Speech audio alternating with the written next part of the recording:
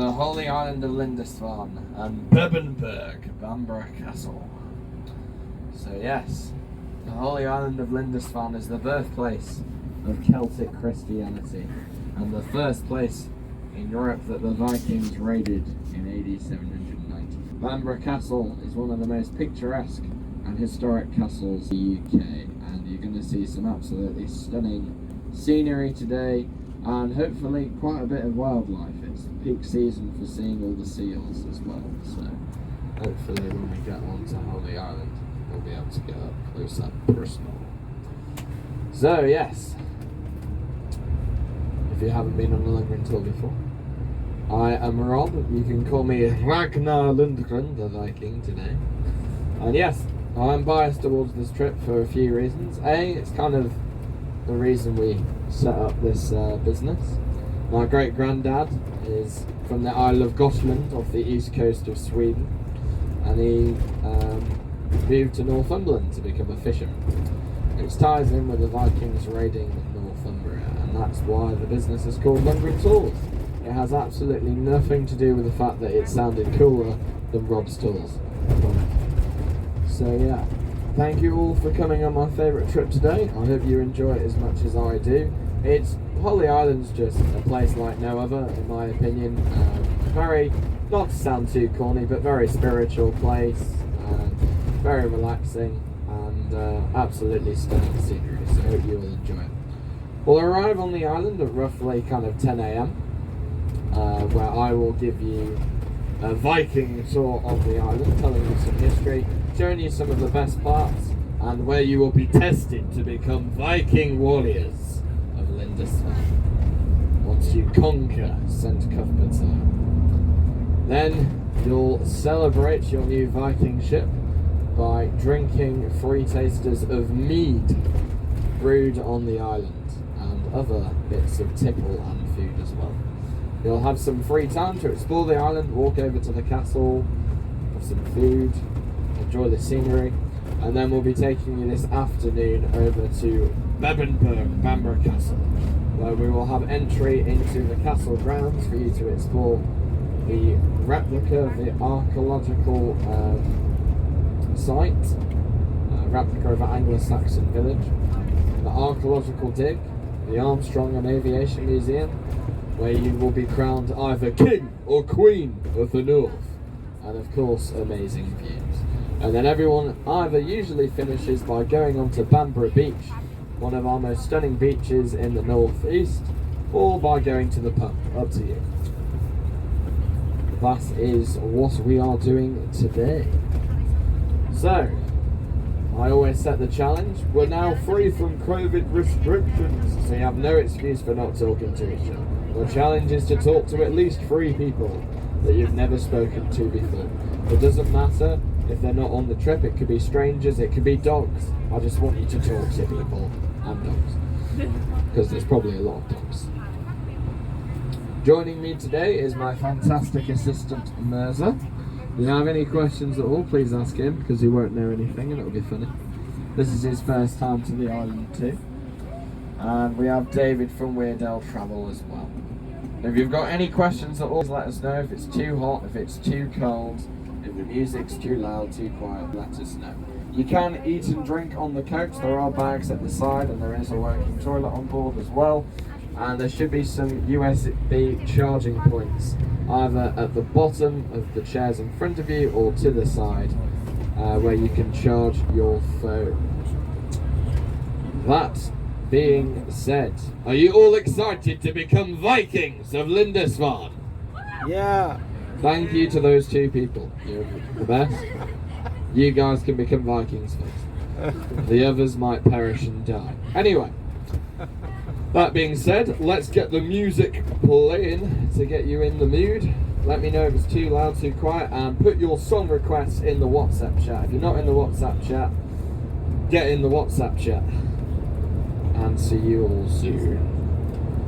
May the gods be with you all.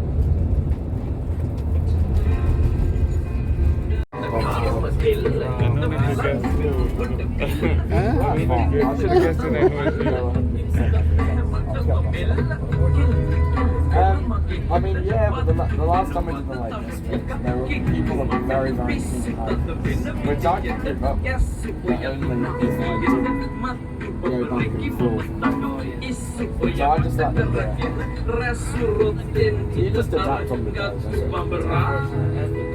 You're telling the people like how working you full time. What's that? Plus, there are people like doing better job than you. I've never seen it. Someone so proper hiker basically. Well, they're definitely not as enthusiastic, but yeah. If you get people that are used to climbing the Alps and stuff like that, and there are people that don't want to stop and wait, whereas I secretly always want breaks. Which is part of the reason it's not. I've got, my stamina's not amazing. I'm very good at like pushing through short term. Then have a break. I don't. A lot of people ask me like, why do I go so fast? And it is true, I do it so people can keep up with my pace. But I also like to just get through it and then get the rest. I know. I figured. Other than taking stuff. But yeah, I wouldn't say Lake District is something you get bored of. It's the most stressful. But it worked quite well last time. We'll do it this time. Older than the trees, younger than the mountains, growing like a breeze. Country roads, take me home to the place I belong. West Virginia, Mountain Mama, take me home. Country roads.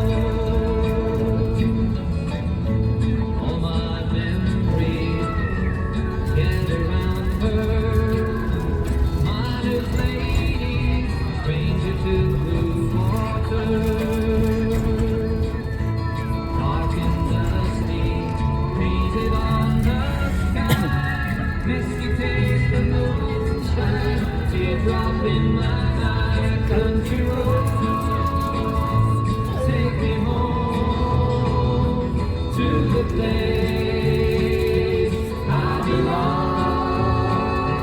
West Virginia, Mountain Mama, take me home, country roads.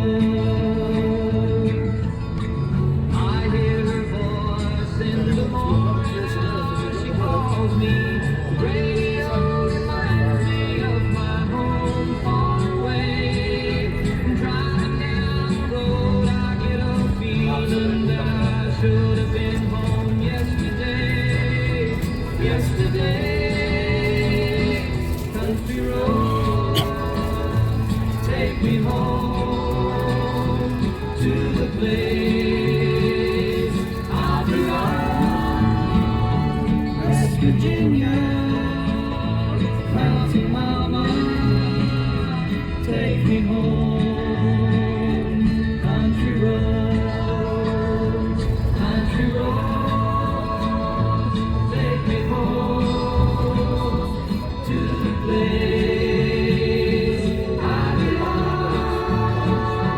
West Virginia, Mountain Mama, take me home.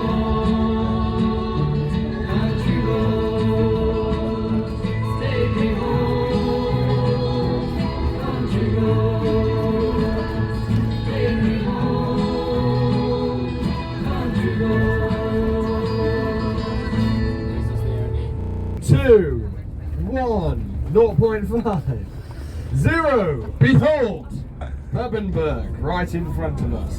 Bamburgh Castle. That is our next destination.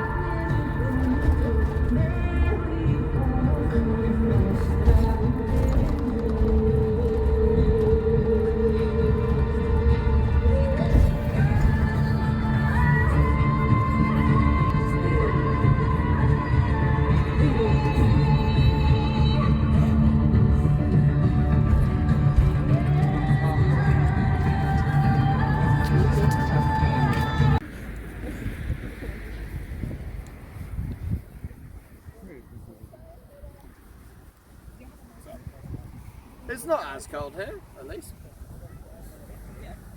Vikings assemble! Thank you.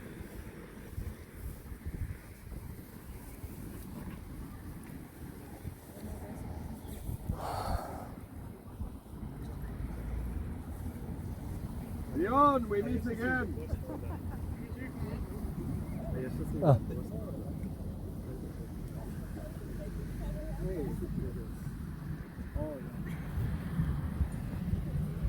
Come, Bjorn, come to the front, and Catherine.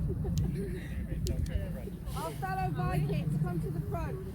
No, we're not Vikings. I'm doing the talk. I think it's meant to decide what you No, no, it's fine, don't worry. Feel free to add anything if you know anything.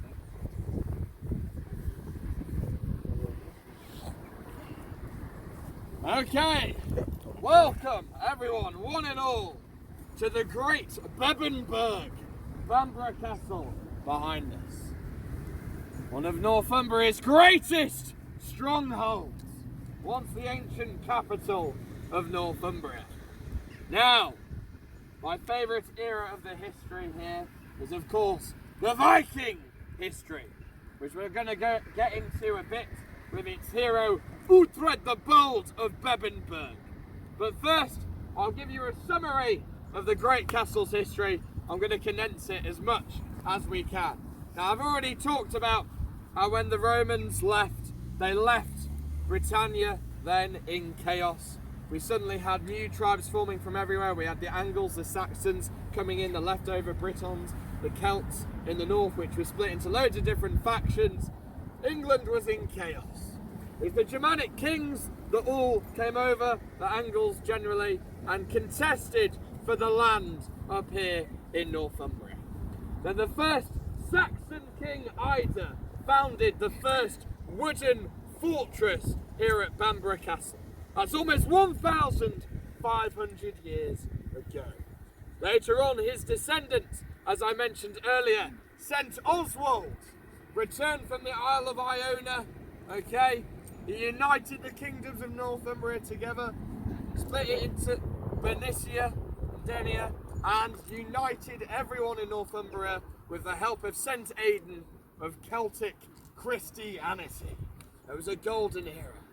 Then, we know that that is the catalyst that led to the Viking era in Northumbria. The first raid took place on Lindisfarne. They went about back to Scandinavia, bragged about it, which led to all the rest. The heathen army, the Danes, coming over and conquering down to the Dane Wall. Okay? We're going to gloss over that bit of history. After the Viking era, there was of course the next era of England's history, the Norman conquest. William the Conqueror came over. There was the Battle of Hastings in 1066. He was funded by the Pope to convert all of England, not for Celtic Christianity, but Roman Christianity, more similar to modern day Catholicism. Catholic. As such, he came up north. He recognised the north of England here as a very important buffer, very important place to defend his kingdom of England against the Scottish barbarians to the north. And so he erected all these massive stone fortresses and castles. There's 80 in Northumberland, roughly, which is insane.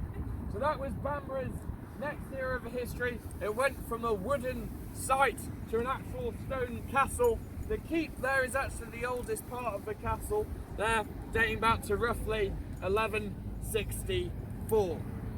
Bamburgh Castle was seen as impenetrable. As I mentioned, it sits on top of a plateau of volcanic rock 45 metres high. A massive fortress that dominates the land and sky, being that high up.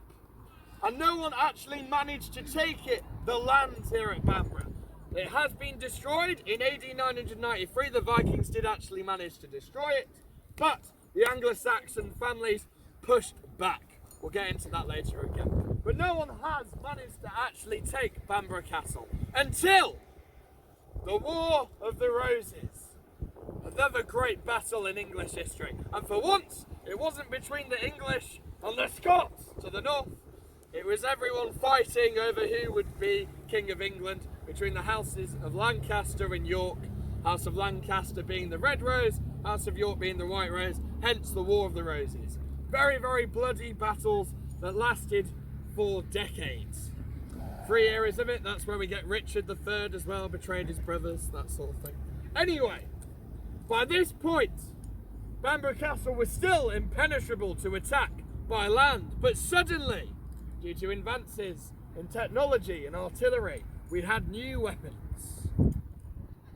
1 year, the Earl of Warwick marched north with 10,000 men, managed to take Alnwick Castle, Hogwarts, Dunstable Castle, Warkworth Castle, and landed 3 ships on Bamburgh Beach and pelted it with cannon fire, destroying most of what the castle once was. There is still one wall, I don't know what it is with walls, there is still one wall in the King's Hall that remains to this day. It has a sigil of the King of England at the time, King Henry VI, to show that that wall still remains from that time period. After that, the castle fell into massive disrepair. The kings of England, who still owned it, didn't really do much with it, so they sold it to the Forster family. The first guy, John Forster, he wasn't a great guy. He stole a lot of the wealth and art and went on his way. But his descendant, Dorothy Forster, married the Bishop of Durham, Lord Crewe, who helped to set up a trustee system, and with the help of his trustee, John Sharp, they restored the village. That monument there, that structure, used to be a windmill to grow crops for the village. They built a hospital, they had a school, and they brought the village of Bamburgh back to life. But it isn't until 1894 when the Victorian pioneer Lord Armstrong rebuilt everything that you see here today. Lord Armstrong's a very impressive individual in history anyway. He became rich by creating hydraulics generally, but the hydraulic crane, which increased the efficiency of our shipbuilding industry by X%. That's the boring part anyway. He became very rich doing that. He built a factory on the River Tyne, Ellswick, became the biggest employer in the North East. Okay, very, very influential man indeed, not just for the North East, but in the world. What he's most famous for is actually creating hydroelectricity. He did that elsewhere in Northumberland at a place called Cragside, funneled down water from lakes, turned it into reservoirs, came down the funnels, turned some turbines, which induced a magnetic field, which induced a current, electricity, physics, yay, very good stuff. It might interest you to know, for those of you from Newcastle, he and his wife are responsible for building Jesmond Dean, everyone's favourite walk, and that is why everyone gets a very great photo of them standing in front of a waterfall. That is to show that he created hydroelectricity. He also created the swing bridge in Newcastle, the small red one that goes like that to let big ships pass by. And the last thing he did before his death, after his wife's death, is he rebuilt Bamburgh Castle to the way it was. Now you might be thinking, wow, really impressive guy. Why have I never heard of him? Well, there was a bit of controversial stuff as well in his past, as there always is. He was contracted by the UK government to make artillery, aircraft, weapons of mass destruction. That's a bit dramatising it, but there you go. And that was fine whilst the UK government was contracting him. But a competitor undercut him and got the contract from the government. So he sold the weapons to the highest bidder out of outrage. Well, some people say that. I'd like to think that he was just passionate about his inventions. That's what he cared about, was just creating things. Maybe didn't think about the consequences. Anyway, this bish bash bosh, those weapons, the aircraft, ended up being used against us in future wars to come. So for that reason, he's kind of been out of some of the history books, unfortunately. But what he did for this region and the world in general is amazing at the time. To this day, the castle is owned by the adopted son of the 4th Lord Armstrong, Francis Armstrong. Fun fact, I actually know him quite well because his wife's mum used to teach me piano at school. It's a small world. Small world indeed. I've also had a sleepover in this castle because my friend at school's dad used to be the gatekeeper, and they used to live inside the castle. Very creepy. The rooms aren't very wide, but they go up. They've got like 6 floors, and you can actually go up from the keep. In the summertime, you have a zip line that goes from one side up there near the castle, all across the green here. Very, very exciting times. And you can actually live in the castle as a tenant as well. Don't ask me how much, basically we can't afford it. That's the answer. Apparently Rowan Atkinson, who is internationally known as Mr. Bean some years ago, stayed there for a while. For any Harry Potter fans amongst us, it might interest you to know that he auditioned to play the part of Voldemort, but got turned down because his face is too funny. There you go. Anyway, if we examine other parts of the castle, over there is the oldest, some of the original parts of the castle, St. Oswald's Gate, where St. Aidan followers, anyone that wanted to go in the castle would have had to gone through. And on the other side of that is now a replica of an Anglo-Saxon village, which you'll see later. Right, stay with me. I've got one last story to tell. We've gone through that, that's a summary of the castle's history, but I missed out my favourite part. The hero, the story of Uhtred the Bold of Bamburgh. So here goes. Essentially, we first hear of Uhtred in AD 995. He helps St. Aldwin, a monk, to clear a space in Dunham for a new white stone church to be built on top of, for the resting place of St. Cuthbert. It's all connected, yeah.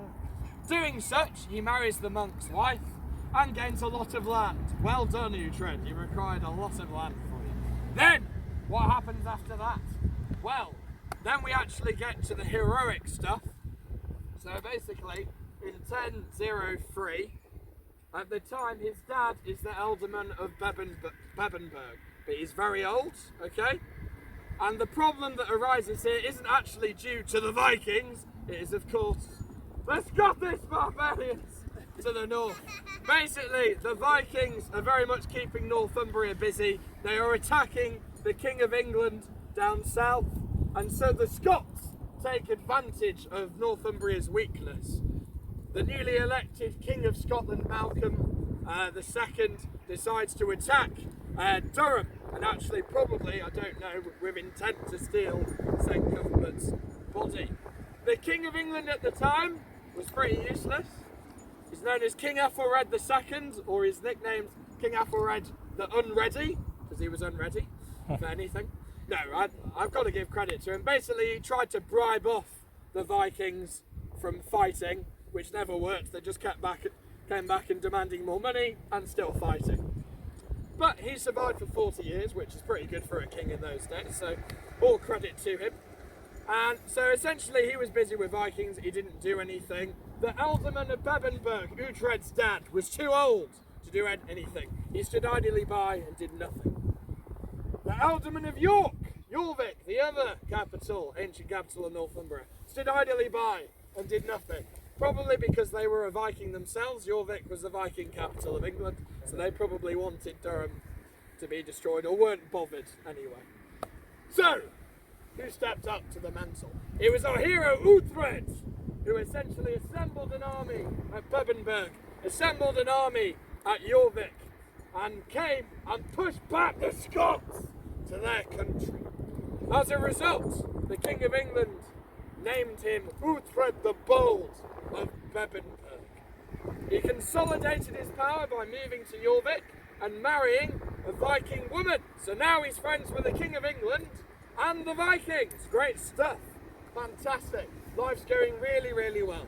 Until 1013. Sweyn Folkbeard, the King of Denmark, comes across, and he essentially manages to conquer a lot of England.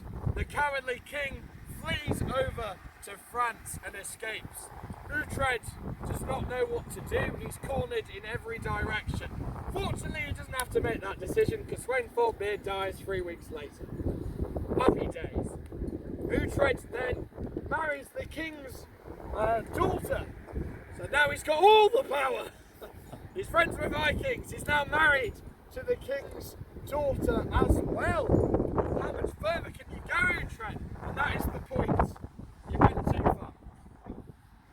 essentially, he abandoned the north, Northumberland up here, and left it defenceless. When Sweyn Forkbeard died, his son, which is one of the most famous Vikings in history, Canute the Great, retreated back to Denmark to assemble an army, and then he came back across 3 years later.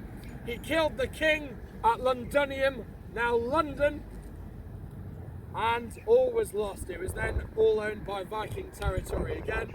Uhtred admitted that he would have to accept defeat. He surrendered, and Canute sent a letter over to strike a new partnership where they could work together, where Uhtred would come with 40 men and submit to Canute the Great at Jorvik, York. However, by this point, nobody trusted Uhtred. Whose side is he on? The Vikings? The King of England? Who is he? I don't know. So they met him just outside of York, ambushed him, and that was the end of our hero, Uhtred the Bold. But as a result of him and his descendants, no Viking has ever managed to take this great fortress. Bamburgh has always remained strong and English. And that is the story of Uhtred the Bold. There you go. Thank you. Anyway, to give you further context, if there's anything I want to encourage you to do after this today, is to go on Netflix and watch the Last Kingdom series, because that is all based on our hero Uhtred the Bold and, of course, Bamburgh. There are some slight differences, inaccuracies, quite a lot to do with my costume. This is not authentic Viking, but it's very TV Viking, and I look sexy, so I'm gonna stick with it. But also than that, in times of history, they make out that Uhtred is at the same time as King Alfred defending all the Vikings, from conquering Wessex down to the Danelaw. Uhtred wasn't even born when King Alfred was king and all that jazz. But it is a fantastic series, and it really shows off Uhtred's internal struggle of whether he's a Viking or an Anglo-Saxon and can't make up his mind. And usually his greatest weakness is all men's greatest weakness, a woman. So there you go. Fun times. That is the story of Uhtred the Bold. He's Highly also recommend. rather handsome. Yes. The guy who plays Uhtred. Yes, Yeah. Alexander Ladies, Draymond, who plays take notes. Uhtred. He's very handsome. It's the main reason my mum watches the series. But it's very good. I encourage you all to watch it. Anyway, I've talked at you probably for far too long now, but I hope you enjoyed it. This is the great castle of Bamburgh. It's one of my favourites. Has a lot of history. The one thing left to talk about is just other things to do outside of the castle. So, you might in the distance be able to see a gentleman sitting down on the bench on top of that sand dune. That has been voted one of the top 10 picnic spots in the UK. And you get an amazing photo looking at the castle. If you want to go to the beach at any point, the quickest way is to go down that way. You get stunning views looking back at the castle and enjoy our stunning coastline. That way is all your shops, your pubs, where you'll definitely deserve a pint after listening to me talk for so long today.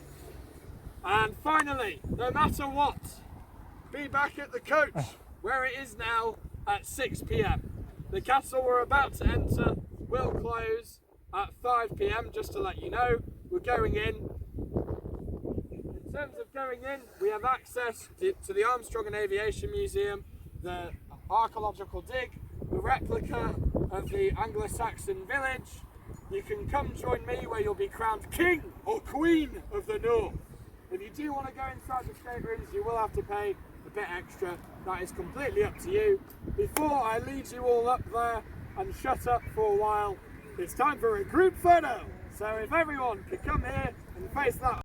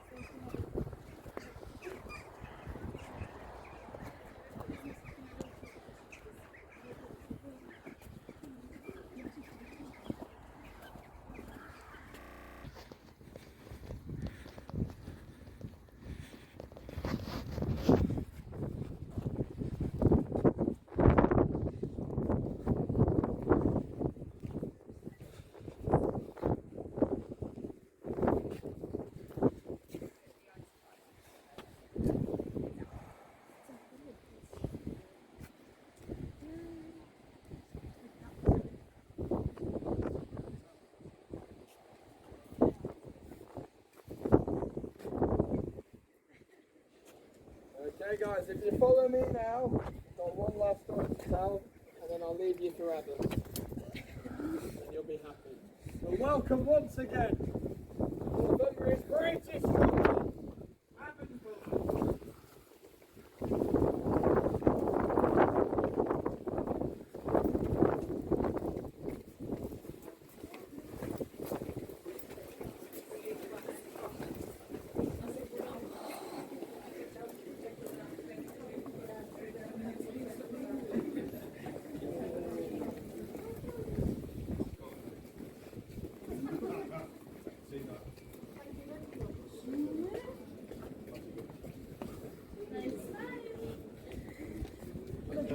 Thank you very much.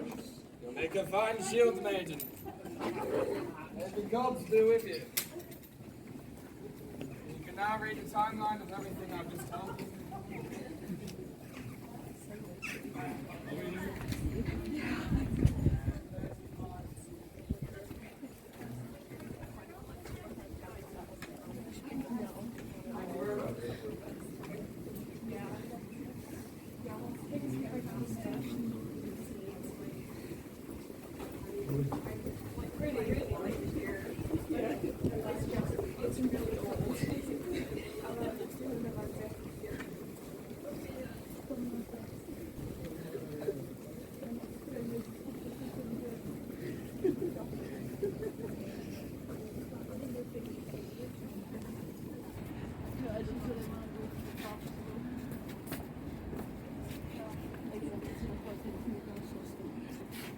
You want to go to the pub tonight? No, I don't know. But like, I don't want to go to pub here, so I was saying.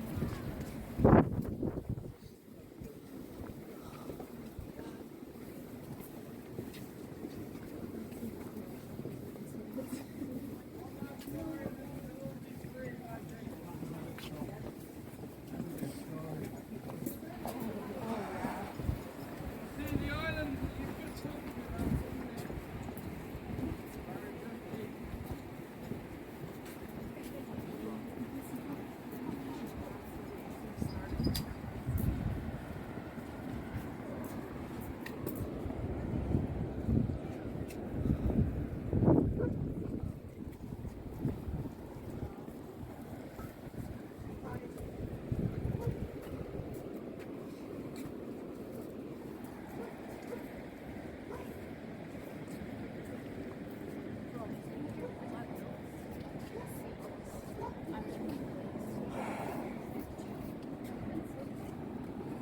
You might be thinking of Definitely Hollows Part 1 along the beach like Dobby Dies. I wish I could say that.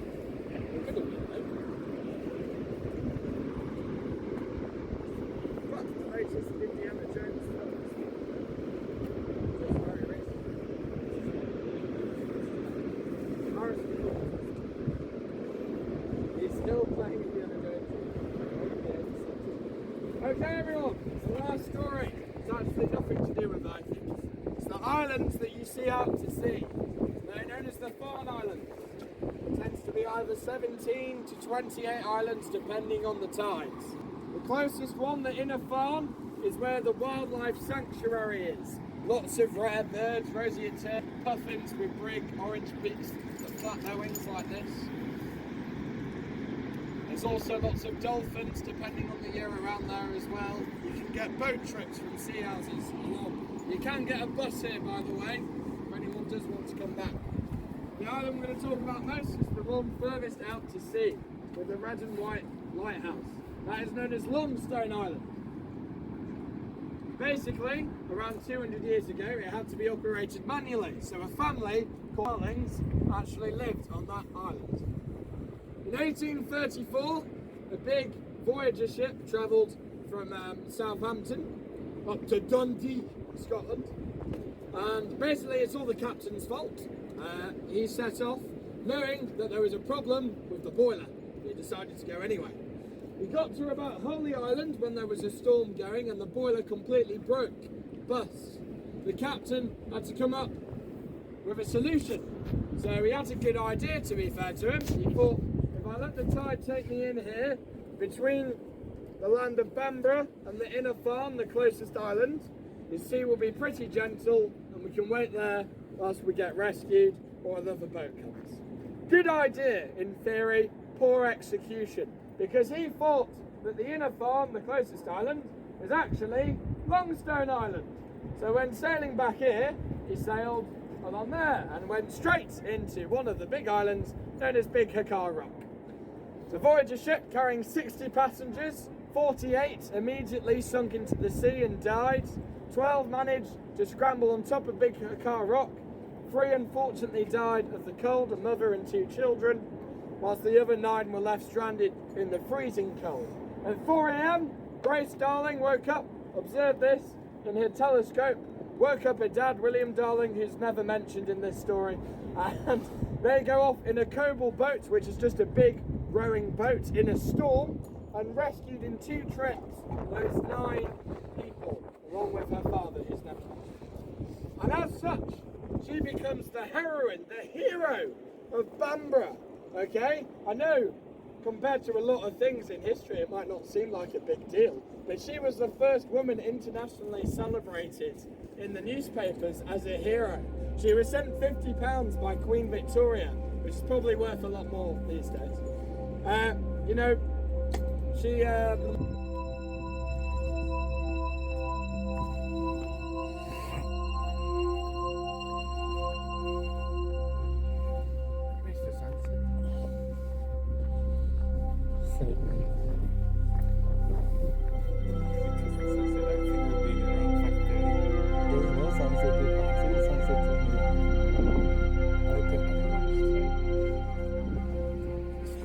Supposed to be. We can't see here. This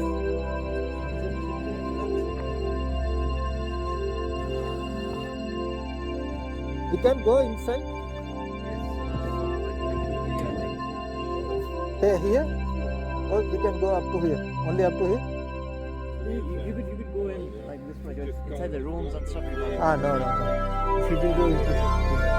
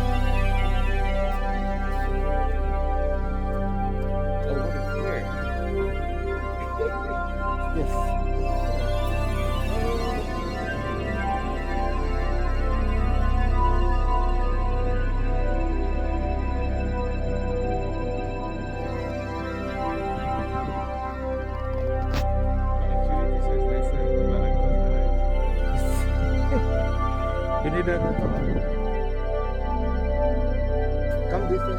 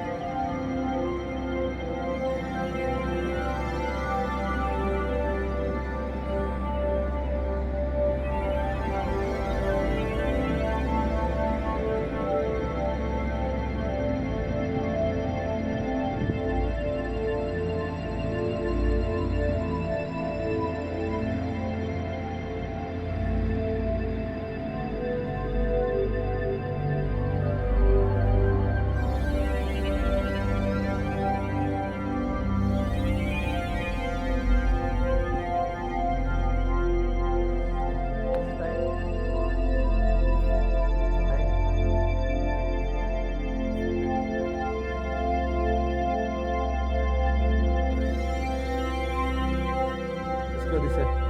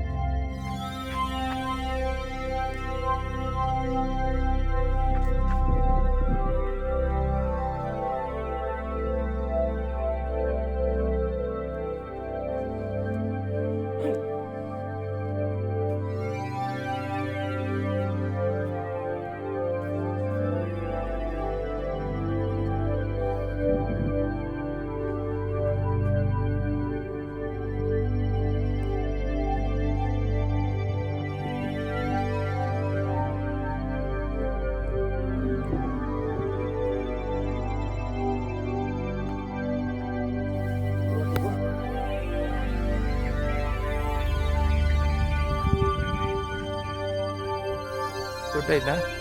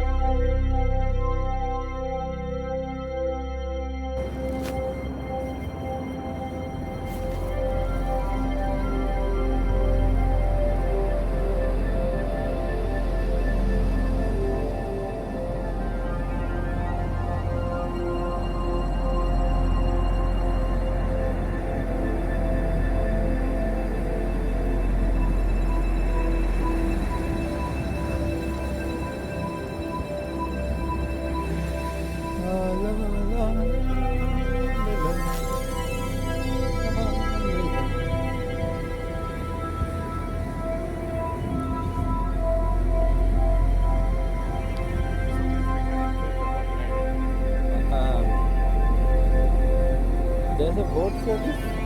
He said? Yeah, no? But not this time. Only maybe summer. Also, you can Cheers. yeah. Yeah. Oh, yeah, you want to promote, right? Free advertisement, Newspaper. Yeah, we can publish the YouTube channel also. Yeah. And then you will post like, I think the newspaper also will advertise the YouTube channel for this guy, like uploaded, send it. But it is not free, they will charge. Maybe it's covered under our insurance.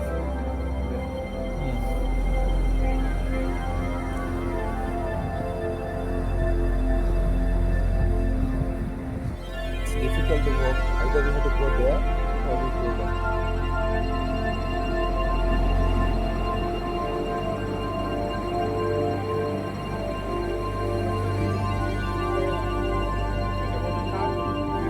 Yes. You play football? Football? We used to have football matches. This is a good enough space. Yeah.